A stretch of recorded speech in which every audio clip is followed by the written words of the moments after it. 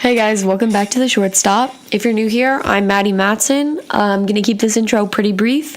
Today we're interviewing Kayla Kazemzadeh. She's a junior here at WJ. And without further ado, let's get into it.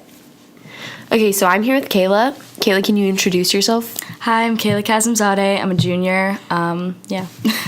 Okay, so what's something that you want people to know about you that they might not necessarily get from just looking at you or having the preconceived notion of who you are?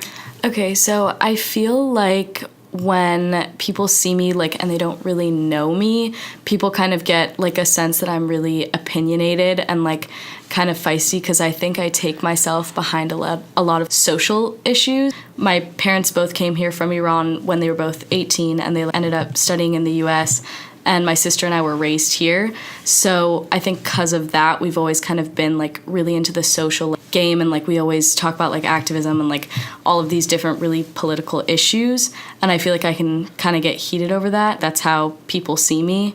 There's a lot of different misconceptions about, different sides, if that makes sense. Yeah, 100%. Yeah. When people at this school especially see, you're liberal or you support this, or, oh, you're conservative and you support this, they automatically have a notion in your mind, this person is this type of way. They're not going to, be open to a civil discussion, or they're gonna be really angry the whole time that they're talking, if that makes sense. I've been walking my dog before with my mom, and the guy started yelling at us to go back to our own country, and I was like, whoa. When you see someone, you think this is the way it's gonna be. I can't talk with this person.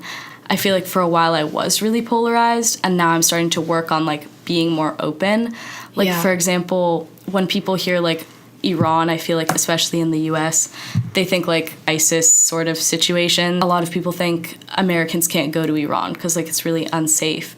But if you read up, there are so many stories. There was this British family that actually got stuck in Iran because they had their passports stolen, and they were really worried to be there. And then they ended up having hundreds of families just on the street invite them over for dinner, and they ended up staying for 4 months just because they wanted to be there, and their kids ended up learning the language. They had so many friends there. That's crazy. Yeah. Has it also affected you personally in terms of friends?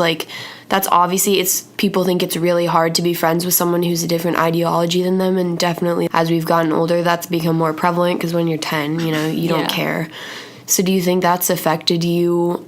For sure. Yeah. I feel there are some people who will literally not be friends with a person because they have a different ideology, but personally for me, I don't think that that's the case. I have one of my cousins is super conservative and I'm not, and every time we talk, it's more of a joking, poking at each other. Yeah. But we're still able to communicate and everything. I don't think personally that you should not be friends with someone or not communicate with the person just because you've had a bad experience with someone else. When you go into a conversation already, let's say knowing that the person has a completely different ideology from you, you're still trying to be open-minded about it? For sure. I wasn't before, and now I'm kind of looking from the outside in, being okay, it doesn't matter, just start in the center and try and kind of stay there as much as you can. Yeah.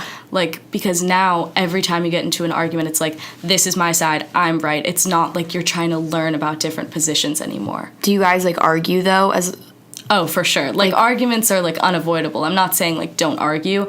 Kind of be moderate, and you're obviously not going to come out of it being you've completely changed your opinion, but just coming out of it with something that you maybe agree on or think of in a different sense. I think that that's really cool, especially because now when you read the news, I know when I do, I kind of read stuff that applies to me and that I support. Mm-hmm. So someone brings up a different point and I'm oh, I never read about that. That's a good point. Yeah. Do you think, if somebody had a super polar, picture on Instagram, would you be able to be friends with someone like that? Yeah, that's not what I agree with at all. But as I think there's two types of people. One that's going to, post that picture and share.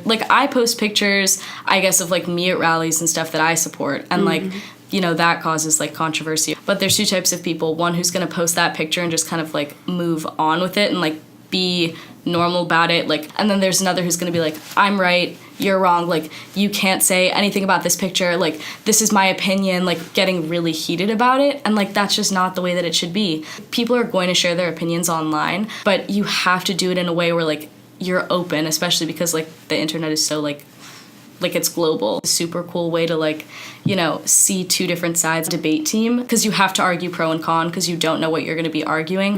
And a lot of the times it's like social issues like vaccinations and stuff like that, which is like coming up a lot right now. And you don't know what you're going to be arguing until you get there. So I could be totally pro on the issue and I have to argue con, but it's like really interesting because you're like, whoa, that's like weird. I never thought of it that way. Okay. Yeah. I think I'm good. Thanks. Yeah. All right, that just about wraps it up. Thanks for tuning in, and see you guys next Friday.